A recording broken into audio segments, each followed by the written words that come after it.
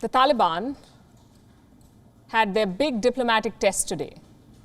Their first major multinational summit, the Moscow format, hosted by Russia. 10 countries participated, including India. The Taliban also sent a delegation. They went to Moscow with one big demand: diplomatic recognition. That's what they wanted.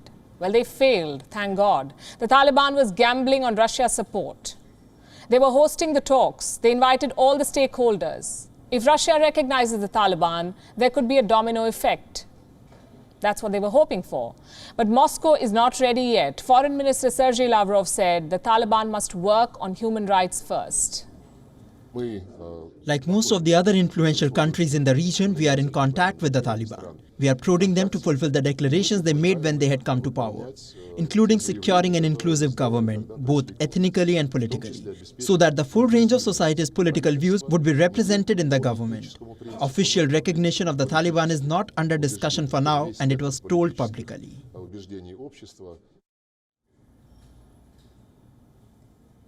So that's where things stand. Russia says the Taliban are de facto rulers, but official recognition will have to wait. Russia is preaching human rights to the Taliban. The rest of the talks focused on the humanitarian crisis, how to help Afghans without helping the Taliban. The joint statement is expected to call for a donor conference. And this is something that every stakeholder agrees on, raising money for the Afghan people. They need help. The differences are related to the Taliban's governance or the lack of it. The Taliban is unwilling to act against terrorists, their own kind. They don't have a counter-terror strategy. This is one of India's biggest concerns, in fact. The Pakistan-Taliban nexus is brewing trouble in Kashmir.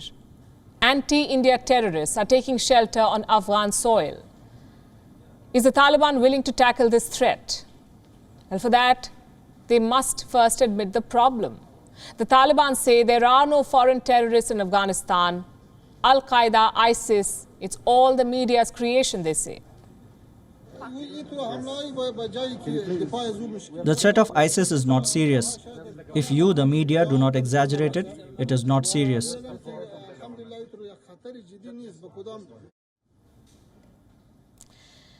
It's a media exaggeration, apparently. The second demand is to announce an inclusive government, one that has women, Tajiks, Hazaras, Uzbeks.